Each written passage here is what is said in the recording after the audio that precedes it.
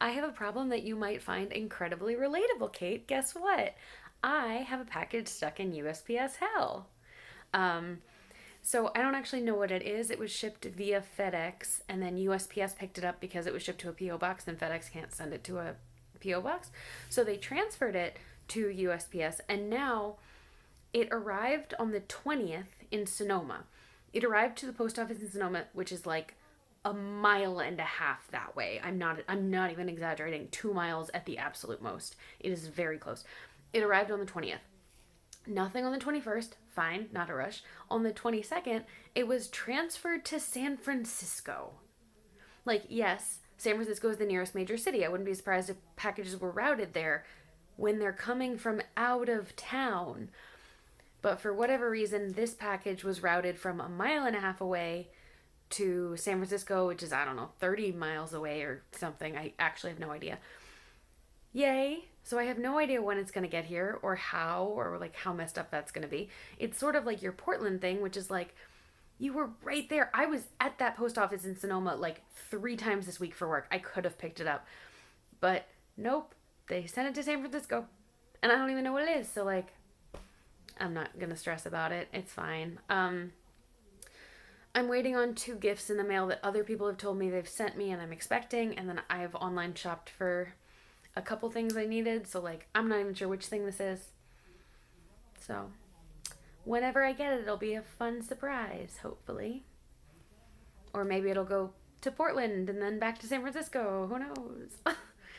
Anyway, um, Kate, you were saying you sewed your pajama pants and you hadn't worn them in a while because you needed to sew them.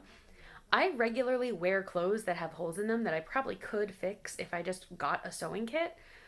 I don't have a sewing machine because I don't have the space or money or reason for one, but I did learn to use a sewing machine this summer and I made masks and I was very excited because I thought I did very well.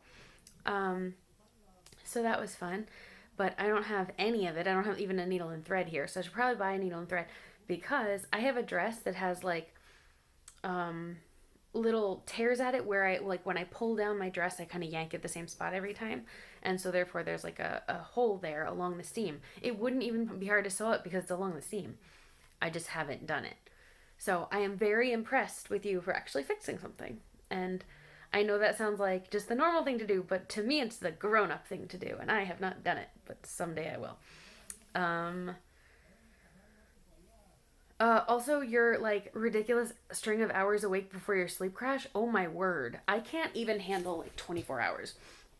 Which, like, I know most people don't, but like, I should be able to handle being awake longer better than I am. And I just like cannot function past a certain point of exhaustion. Which is dangerous because recently I've had really bad anxiety and my anxiety has kept me up really late. So one night, I think I'd probably mentioned this. I had anxiety that just like was brutal and unrelenting and I didn't get to sleep till 6 a.m.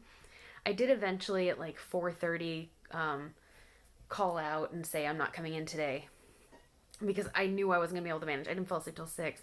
And then last week I had a day where I didn't fall asleep until after 3 and I did have to go to work. So that was pretty rough.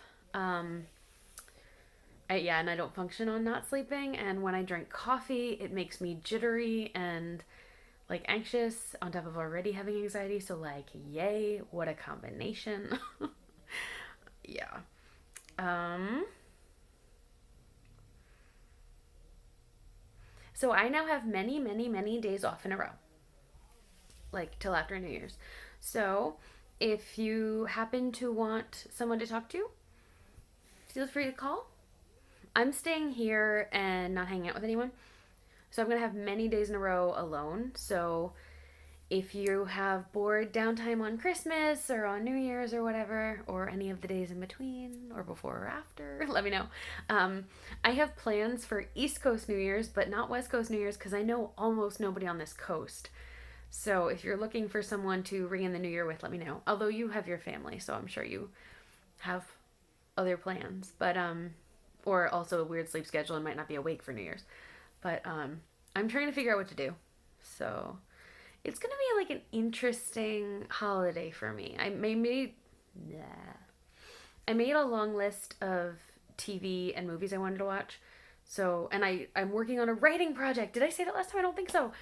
I after my nano, I intended to take all of December off from writing and thinking about writing, and then I went back and reread a fanfic that I'd been working on over the summer, and I was like, oh my god, this is so good. I want to finish this and post it. And I'm like 20 to 30% done. I'm not very far. But like it's so good and it's such a good idea and I have the whole thing mapped out, which I rarely do. So like I've actually worked on that and it's been fun. Um yeah. Oh, I guess the last thing is the silver hairs, which you can kind of see here, and like if you look, there really aren't many anywhere else. It's just right here. I like them. So when I was very young, I was like very not very young, like in my teens, I guess. I had like one or two at a time, and I was very like protective of them. I was like, I don't want to lose these. And then when I was in college, I had like four or five, and I found them kind of annoying. And I was like, oh, I should pull all these out so I don't have like gray hairs. And I got over that phase very quickly, and now I'm like, oh, it's so cool. I want more of them. Just such a weird phase to be at, but whatever. Um, I don't know what else to say. Yeah, so other than writing and watching TV, I don't have much planned. I am watching oh, I guess I could say that. So when I was working in New York and living in Hoboken, um, I went to a lot of shows, as I'm sure you know, a lot of Broadway, a lot of off Broadway, a lot of comedy, etc., etc. And it was amazing, and it was all cheap, and I knew how to do it, and I was like an expert. One thing I really liked doing was there was this show Puffs, which is about the Hufflepuffs in the Harry Potter verse, but it's like from those characters' perspectives of um, the actual events of the series. Side note, not that I'm promoting this, but it's on Amazon and I highly recommend it. It's like $5, and if you don't want to pay for it, I will pay it for you so you can watch it because it's freaking hilarious. And if you like Harry Potter at all, you will love it. Um, it's great. Um, and all of the characters who are in it are in the original 40, which is J.K. Rowling's list of characters. So even the characters who weren't named in the Harry Potter books are still from the Harry Potter verse, technically. Okay, I'm done advertising it. Anyway, so back in New York, they did Puff's fan appreciation nights, and they would do like script reads of other shows, or the same cast would do something related to the Puffs first, like they did a Puff's 19 Years Later. Hint, hint, it's similar to Cursed Child. And they did a I don't remember what the Fantastic Beasts sequel was, but something related to Fantastic Beasts from the Puffs verse. It was hilarious and wonderful, and it was a great cast. So that cast is doing a Choose Your Own Adventure thing, and it's running like every night in December. Not every night, a lot of nights in December. And I already attended once, and I was like, oh, this will be great. It's only like $5, and you get to like see a Choose Your Own Adventure. And the way it works is you get 3 endings. For your $5, you get to stay one night, and everybody who's watching gets to vote, and the audience collectively chooses what is your adventure, basically. And so I saw 3 storylines play out of like 30, and I immediately was like, oh my god, I want to do all of these. But it's East Coast time, so most of them were while I was at work.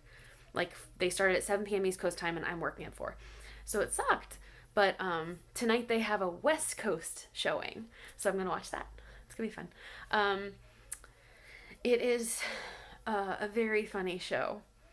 This Choose Your Own Adventure has nothing to do with Harry Potter. The reason I bring that up is it's the cast. So the creative team, the writer, and the actors all put together this team. So to me, it's like, oh, it's the Puffs team, and that's how I heard about it, and that's like their newsletter.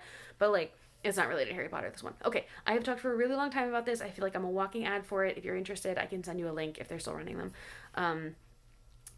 I hope you have a good week and a Merry Christmas and a Happy New Year and etc. Feel free to reach out to me. Otherwise, GFTBA and happy holidays.